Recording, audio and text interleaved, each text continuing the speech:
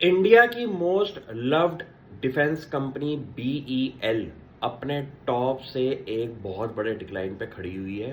Company की खासियत क्या है कि 2022 के अंदर कंपनी का मार्केट कैप थी 50,000 करोड़ की। आज 2024 पे करंट लेवल पे 2 लाख करोड़ के आसपास पे कंपनी की मार्केट कैप है और अपने टॉप से कंपनी 2.5 लाख करोड़ की मार्केट कैप से इस टाइम 2 लाख करोड़ पे खड़ी हुई है। आप ये सोचिए पिछले 2-3 साल के अंदर कंपनी की रेवेन्यू प्रोफाइल, प्रॉफिटेबिलिटी प्रोफाइल के अंदर कोई इतना बड़ा जंप नहीं आया था जो कि आप लोगों ने कंपनी को 4 times 5 times share price increase में ले गए। अब जहां उसका पटाखा बजा वहां पे अब शेयर होल्डर्स ये कह रहे हैं कि यार हमें प्रॉफिट बुकिंग कर लेनी चाहिए थी, लेकिन ऐसी सिचुएशन के अंदर कंपनी के धंधे को पढ़िए और आपका अगर एंट्री प्राइस करंट प्राइस से ज़्यादा है तो कभी भी ये मत सोचिए कि हम इसके अंदर लॉस बुक करके निकल जाए। मेरे को दुनिया के सब वो बेकार इन्वेस्टर्स लगते हैं जो कि अपना स्टॉप लॉस पे काम करते हैं और अपनी ही इन्वेस्टमेंट पे महीने 2 महीने के टाइम में ये कहते हैं कि यार हम इसमें लॉस बुक करके कुछ और ले लेते हैं। ऐसे लोग हमेशा कंफ्यूज्ड माइंडसेट से मार्केट में रहेंगे और गारंटीड से कह सकता हूँ कि जब एंट्री लो ना तब सारी किताबें पढ़ लो, उसके बाद तो ये आपके घर की चीज़ है और घर की चीज़ को ऐसे इतनी जल्दी निकालना नहीं चाहिए।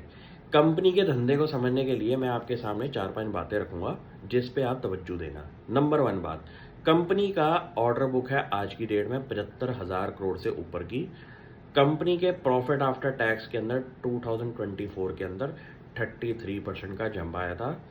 कंपनी कहती है कि हमारा 80% से ऊपर का रेवेन्यू सिर्फ डिफेंस सेक्टर से आता है और इस पूरी की पूरी स्कीम ऑफ थिंग्स के अंदर क्या है कि एक तो इंडिया का बजट है डिफेंस के अंदर जो कि हर साल बढ़ रहा है। दूसरी चीज, अगर ये एक्सपोर्ट मार्केट के अंदर एक्सप्लोर कर रही हैं कंपनियां डिफेंस की, तो आप इस पे एक नंबर नहीं लगा सकते क्योंकि इंडिया के बाहर डिफेंस की मार्केट तो बहुत बड़ी मार्केट है जिसका हिसाब किताब लगाना बड़ा मुश्किल है।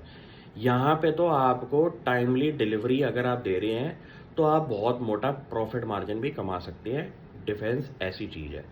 यहाँ पे कंपनी ने एक कैलकुलेशन करी है, उन्होंने ये बोला है कि हम अपनी R&D पे एक साल के अंदर 6 से 7% का एक्सपेंस करते हैं of total revenue, R&D expense, जिससे कंपनी ये कहती है कि हमारे इंडिजीनियस प्रोडक्ट्स आज की डेट में 80% से ज़्यादा का प्रोडक्ट प्रोफाइल बन जाएंगे फ्यूचर में।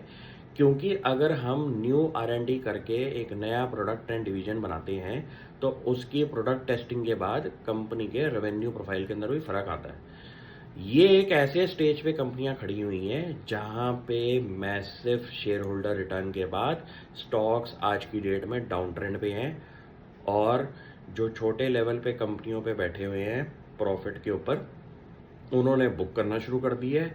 जिन्होंने लेट एंट्री ली है वो फंस गए हैं और जो आदमी लंबा सोच के बैठा हुआ है वो अभी भी होल्ड पोजीशन पे लेके बैठा हुआ है। आपको क्या करना है, आपको अपना माइंडसेट हर महीने 2 महीने में चेंज नहीं करना। अगर आपने ये बोला है कि मैं 5 साल नहीं देखूंगा तो भाई मत देखो ना। क्यों देखना है 2 महीने के बाद उस स्टॉक को? आप देखोगे परेशान होगे। ये चीजें करनी बंद कर दीजिए।